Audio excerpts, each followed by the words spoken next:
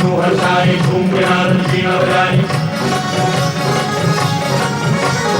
इंद्र संग विष्णु हर्षाय धूम के नारद वीणा बजाए। देव ऋषि जन खुशी में गाए, देव ऋषि जन खुशी में गाए।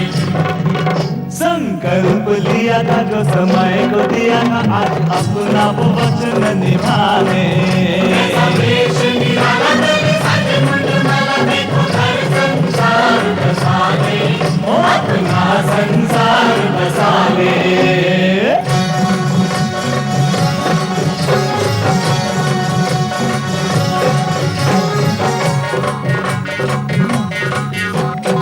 बाराती भूत चले हैं, घर के संतों भूत चले हैं।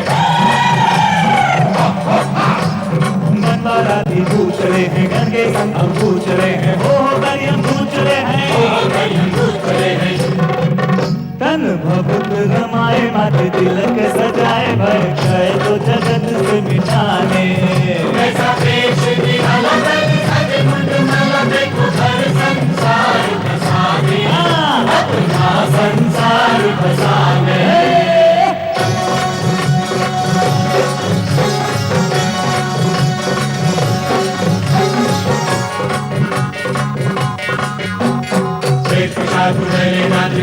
ढोल नगाड़े बाजे,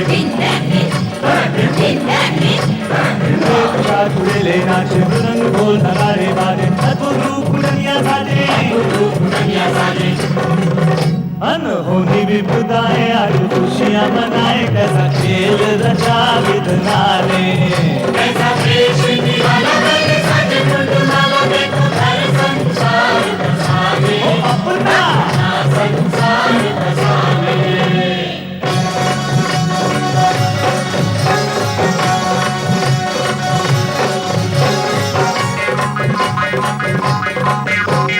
ब्रह्मा मंगलाचार सुनाए, पुष्प सभी के कर बरसाए। ब्रह्मा मंगलाचार सुनाए, पुष्प सभी के कर बरसाए। आज मगन है सभी दिशाएं, सभी दिशाएं। मंद मंद मुस्काते कई लीलाएं दिखाते, कण कण को ही शिव मन बना ले। ऐसा वेश निराला तेरे सज मुंड माला देखो घर संसार बसाने, ओ अपना संसार बसाने।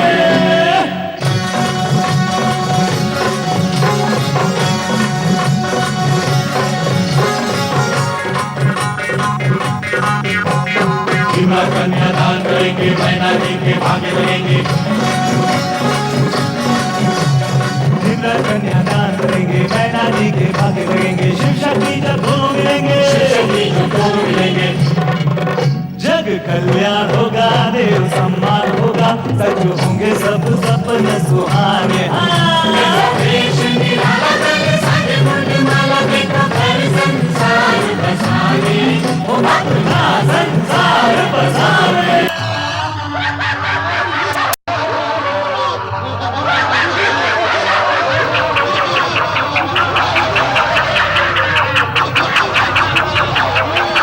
अरे ये बारात है या भूत प्रेत का झमेला? नहीं महारानी, वो देखिए अपनी जामाता शंकर जी को श्वेत वृषभ पर देखिए, कितना सुंदर और अनुपम रूप है उनका।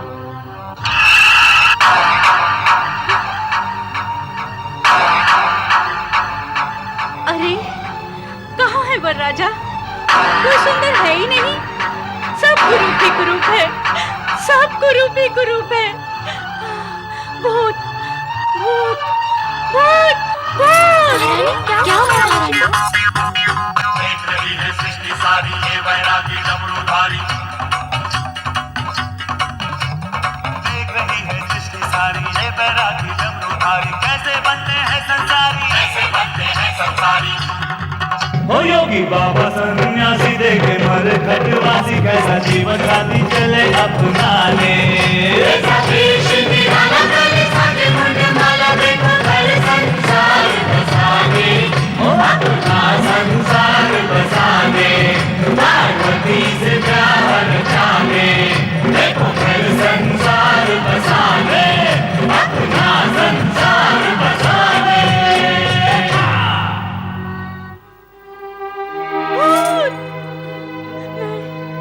मैं उस भूतनाथ को अपनी पुत्री नहीं दूंगी, पुत्री नहीं दूंगी। उस आगड़ को अपनी पुत्री नहीं दूंगी, उस भूतनाथ को अपनी पुत्री नहीं दूंगी, नहीं दूंगी। क्या हुआ?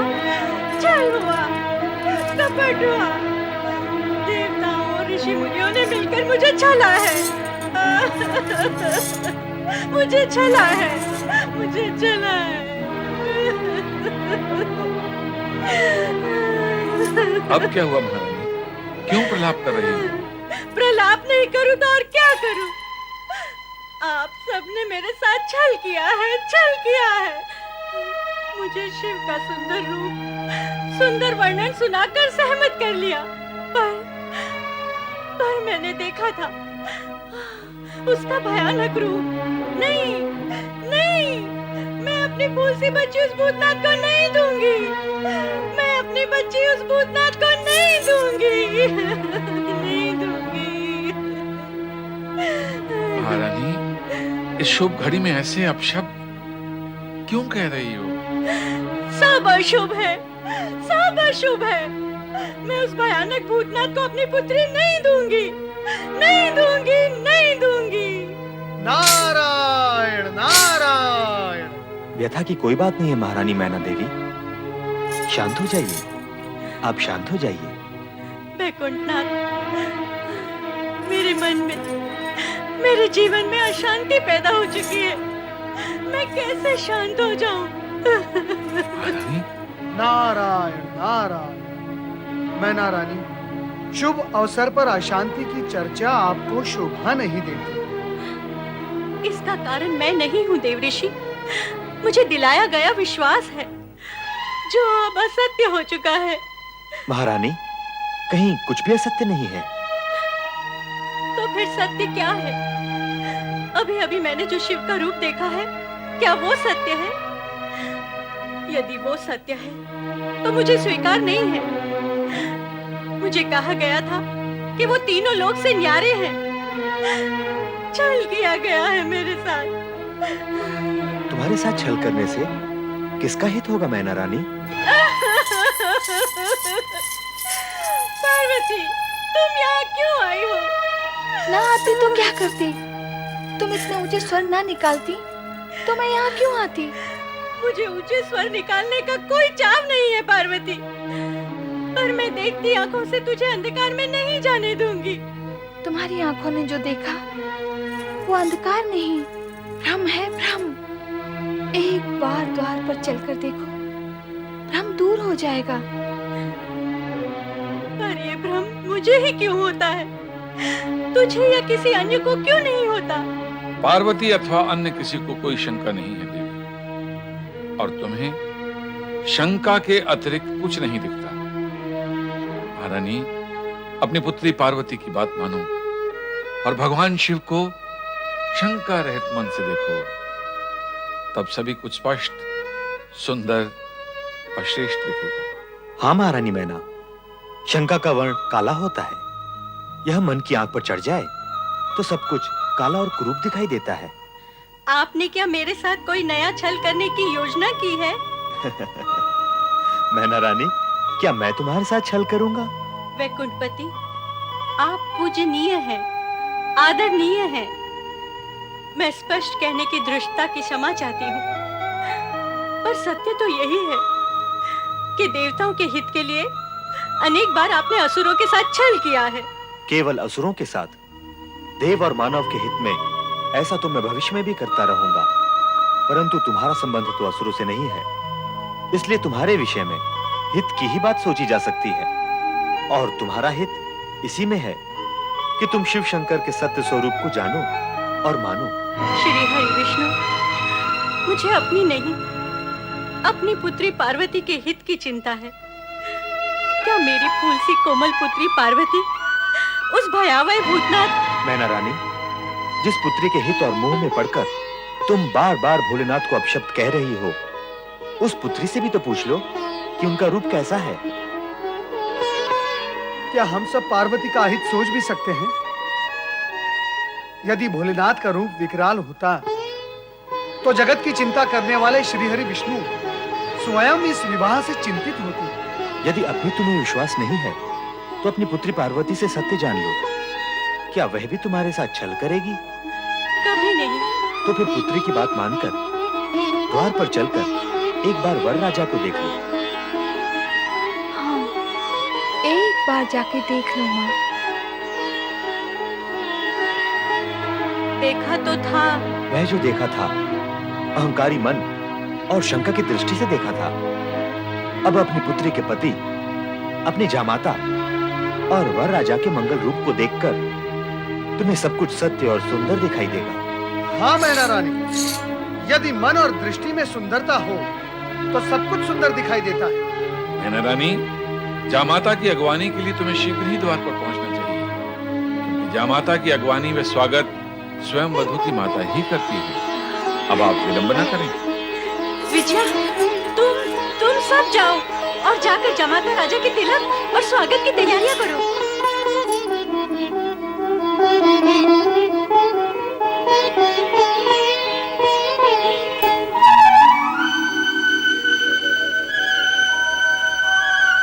चराचरपति कैलाशनाथ भगवान शिव शंकर का मैनाक स्वागत करता है। प्रभु, मेरा प्रणाम स्वीकार करिए।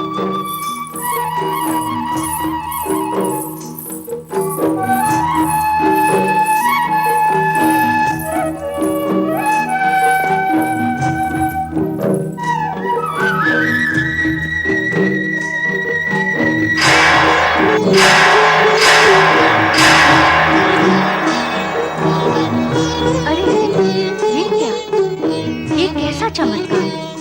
किन्नर और गंधर्वों की सुंदरता भी तुम्हारे इस रूप के समक्ष तुच्छ है।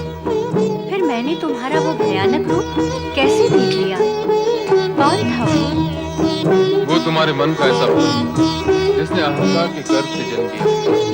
तुमने जो देखा वो सत्य नहीं था, और जो असत्य था वही तुम्हारी शंका, भ्रम और अहंकार के कारण तुम्हें दिख रही थी। ऐसा इसलिए हुआ कि रानी होने के अभिमान ने तुम्हें पकड़ रखा और तुम्हारी दृष्टि के घृणा भाव ने मुझे जकड़ रखा। यदि ये जकड़ पकड़ न होती तो मैं तुम्हें पहले भी ऐसा ही दिखाई देता जैसा अब दिखाई दे रहा हूं।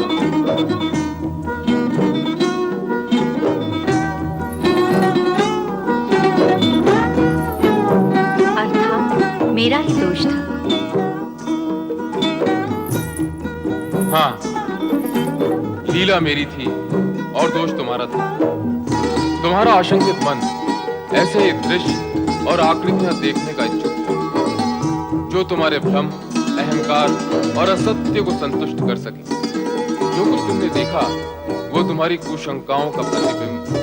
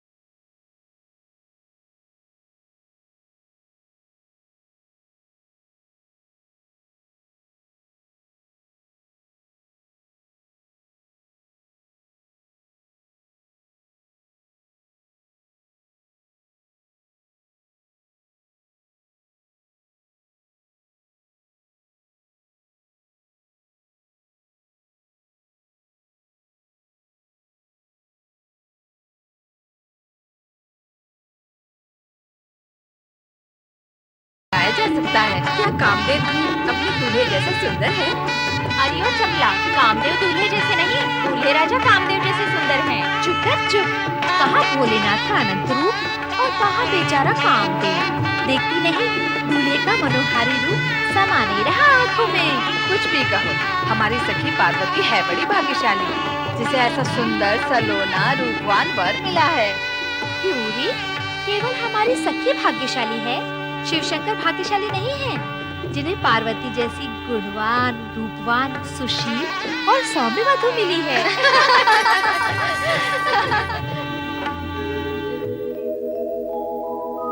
मेरा दैवयुता सुधा मधुमयी सच्चान्तिदा मातृका तद्वद्दैवयुतो हिमाचल इति साक्षात् स्फटिकाङ्किता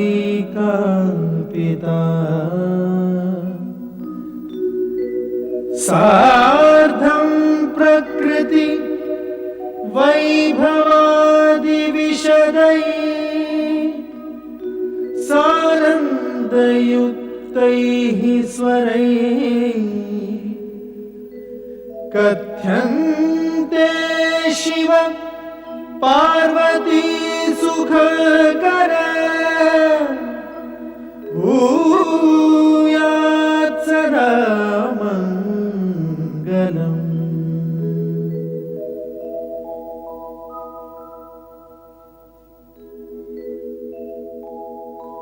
आदौ भूतपतिः अऊममिलितो ओंकार व्याहार्यते एकोऽहं बहुश्याम भवनतया धातृहरि निर्मितौ पश्चाद विश्वसमान प्राकृतजना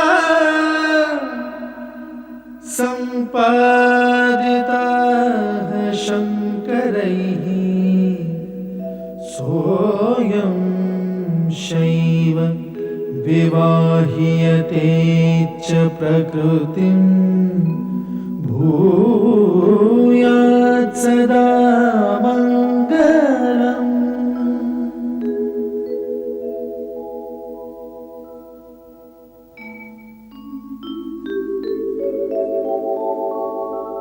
शान्तं पद्मासनस्थं शशिधरमुकुटं पञ्चवक्त्रं त्रिनेत्रं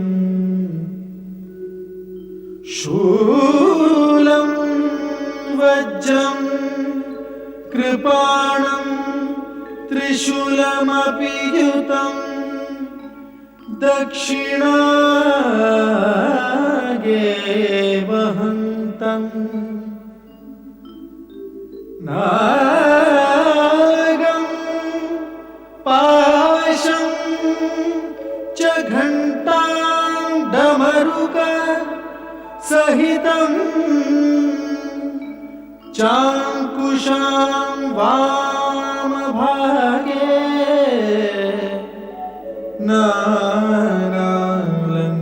नानालङ्कारयुक्तं स्फटिकमणिनिभं पार्वतीशं नमामि।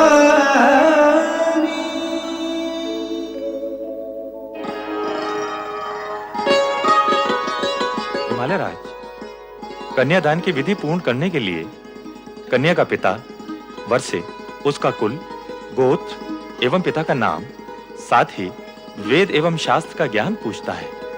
अतः आप वर से इस विषय में पूछें।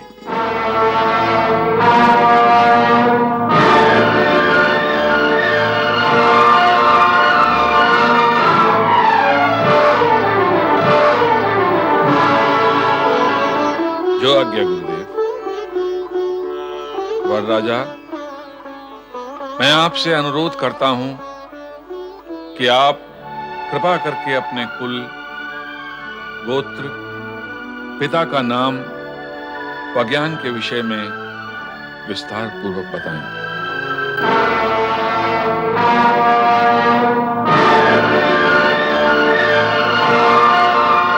हिमालय राज, ये आप कैसा विचित्र प्रश्न पूछ रहे हैं? वैसा ही देव ऋषि जैसा कन्या का पिता कन्यादान के समय वर राजा से विधिनुसार करता है। नारायण नारायण। हिमालय राज, ना तो देवी पार्वती साधारण कन्या है, ना ही भगवान शिव साधारण पुरुष। यहाँ ऐसे प्रश्नों की विधि आवश्यक नहीं है। पर देव ऋषि, कार्य तो विधि के अनुसार ही होगा। ऋषिवर, संपूर्ण कार्य विधि के अनुसार ही हो रहा है। विधि का पालन सुविधा और स्थिरता उत्पन्न करने के लिए किया जाता है, परंतु यदि विधि असुविधा और अस्थिरता उत्पन्न करती है तो प्रसंग और अवसर का विचार करते हुए उसे एक ओर किया जा सकता है। देवर्षि, आप विधि से परे क्यों जाना चाहते हैं? मेरा वर्षे, कुल, गोत्र एवं पिता का नाम पूछने में आपको आपत्ति क्या है? नारायण नारायण। ऋषिवर, आप इनके पिता का नाम पूछना चाहते हैं जो संपूर्ण जगत के पिता हैं,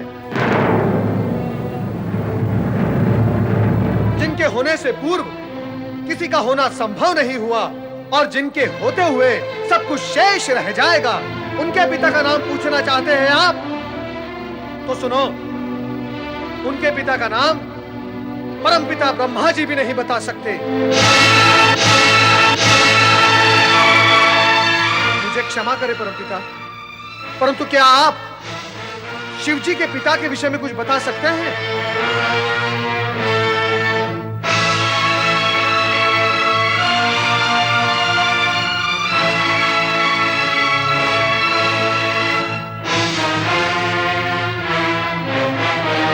श्री हरि विष्णु, क्या आप जानते हैं कि शिव जी के पिता कौन थे?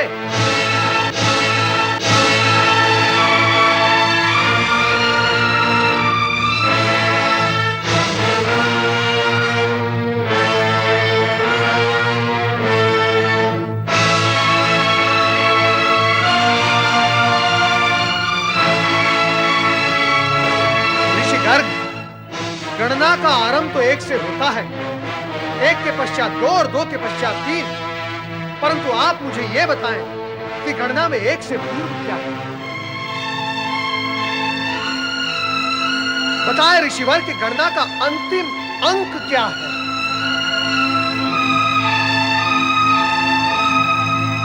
परम सत्ता यदि अपने सगुण रूप में प्रकट हुई है, उसका अर्थ यह नहीं कि वो अपनी निर्गुणता खो बैठी है। ऋषिवर, महेश्वर सभी कुल गोत्र से परे परात पर ब्रह्म है। ये गोत्रहीन होकर भी सर्वश्रेष्ठ गोत्रवान है, ये कुलहीन होकर भी परम कुलीन है तथा सर्वथा निर्गुण होकर भी सगुणवान है।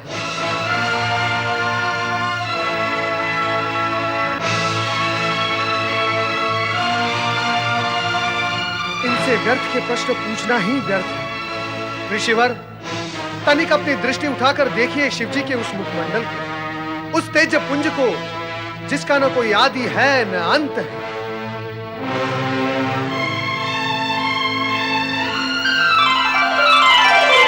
वो सार्वभौम है, सर्वश्रेष्ठ, परम सत्य, परम ब्रह्म, परम पिता परमेश्वर का भी भला कोई पिता हो सकता है?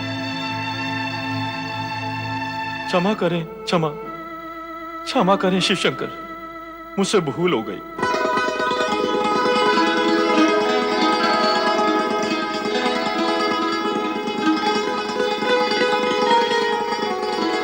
परमपिता ब्रह्मदेव, श्री हरि विष्णु, मैं रीत, विधि एवं औपचारिकता में ये विराट सत्य भूल ही गया था। ऋषिवर, मेरा विचार है आगे की विधि अब आप पूर्ण करें, अधिक विलंब उचित नहीं। अवश्य अवश्य आरंभ करें।